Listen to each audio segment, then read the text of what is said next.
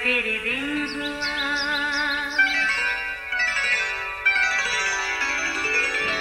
नया फिर दिन हुआ, पुरानी रात का करे सो शुक्र हम खुदा की जात का, खुदा की जात का नया फिर दिन हुआ।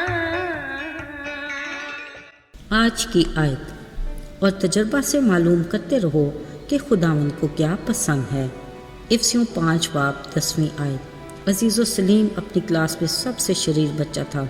वो अक्सर अपने साथियों का लंच बॉक्स चुरा के खा लेता, कभी किसी की कॉपी पर कोई कार्टून बना देता, किसी को चुटकी काट देता और किसी के बाल खींचता या चुपके से थप्पड़ लगाकर मुंह मोड़ लेता।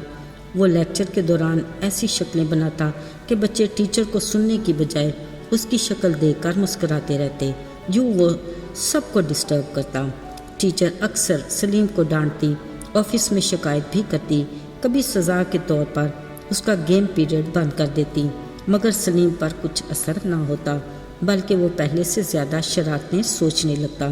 टीचर अक्सर सोचती कि वो कैसे सलीम को बेहतर तरबियत करे। एक दिन टीचर ऑफिस में किसी काम से जाने लगी।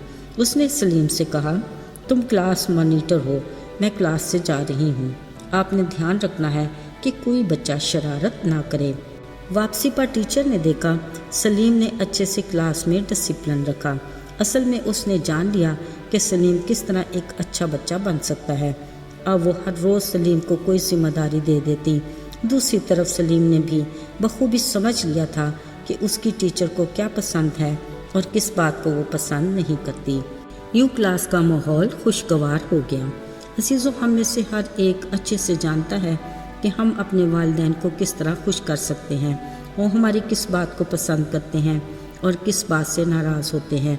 इसी तरह अपने दूसरे रिश्तों के साथ भी हम उसी तरह का रवैया रखते हैं कि सबको खुश रखें और हर कोई हमें पसंद करे। ये इंसानी फितरत में शामिल है।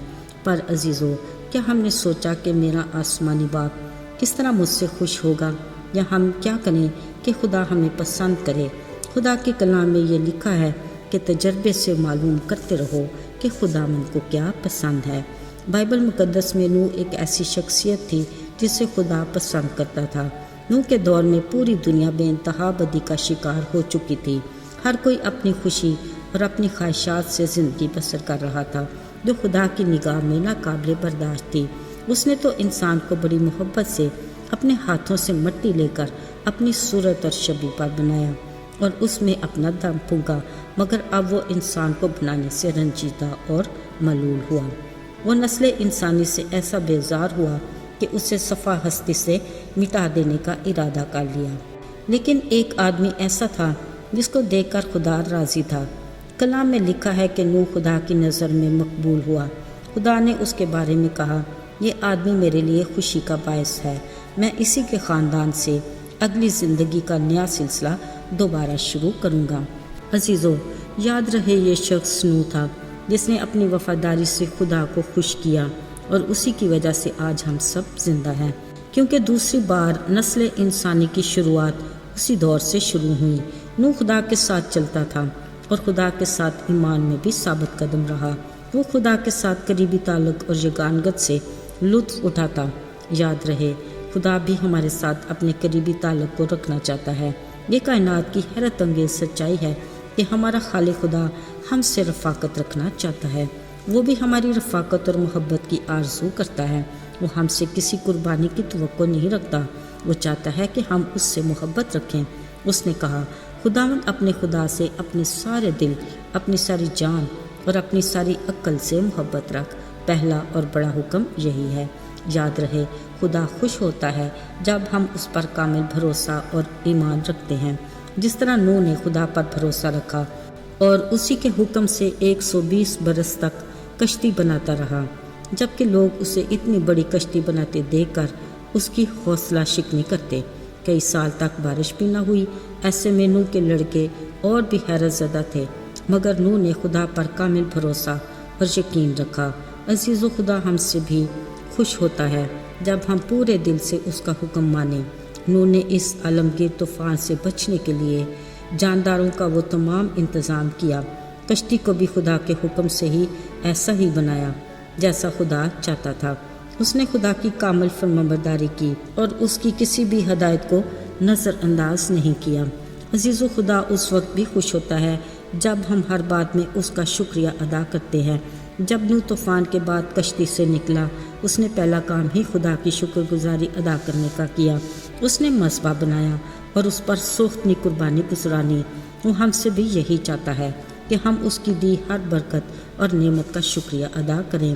عزیزو، خدا ہم سے اس وقت بھی خوش ہوتا ہے جب ہم اپنی صلاحیتوں کو اس کے لیے استعمال کرتے ہیں۔ مثلاً کوئی روحانی طور پر کام کرنا، یعنی کلیسیا کی بڑھوتی کے لیے کوئی کام کرنا، یوتھ گروپ کی بائبل اسٹڈی لینا، سنڈے اسکول میں بچوں کو سکھانا، ضرورت مند لوگوں کو خدا کے کلام سے گائیڈ کرنا، اس کی حمد و ثنا میں اپنی آواز کو استعمال کرنا اور ورشپ ٹیم میں کوئی ساز بجانا وغیرہ۔ یقین کیجئے ہمارے ہر کام اس کی خوشی کا باعث بن سکتے ہیں۔ یاد رہے، ہمارے سب صلاحیتیں اسی کی عطا کردہ ہیں۔ اگر ہم اس کے نام کو عزت اور جلال دینے کے لیے استعمال کریں گے تو وہ یقیناً ہمیں پسند کرے گا۔ میرے عزیزو، آج کے دور میں بھی خدا نوح جیسے لوگ ڈھونڈتا ہے، وہ جو خدا کو خوش کرنے کے لیے جیتے ہیں۔ وہ ہر وقت آسمان پر سے نگاہ کر کے دیکھتا ہے کہ کوئی دانشمند، کوئی خدا کا طالب ہے کہ نہیں۔ کیا ہی اچھا ہو کہ وہ ہمارے کاموں سے ہر وقت خوش ہو اور ہم بھی اس کو پسند آئیں۔ آئیے دعا کریں۔ اے خدا، تو جو عظیم خدا ہے، تو ہی حمد و ثنا کے لائق ہے۔ ہمیں اس قابل بنا کہ ہم تجھے خوش کر سکیں اور تجھے پسند آئیں۔ یسوع کے مبارک و بابرکت نام میں مانگتے ہیں، آمین۔